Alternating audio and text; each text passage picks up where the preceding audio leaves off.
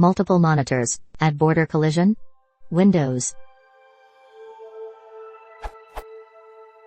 I'm using Windows 7 and 2 monitors with different resolution.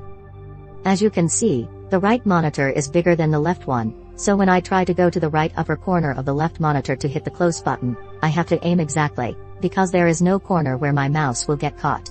Same goes for the Show Desktop button on the taskbar right bottom corner of the left monitor.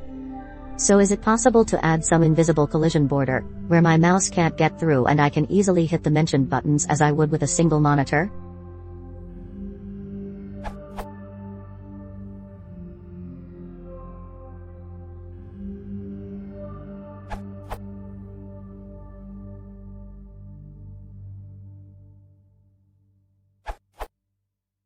Edit.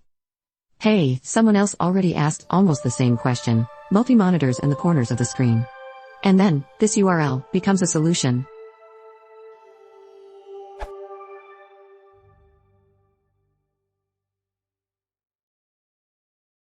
If you want to support the channel, please consider subscribing.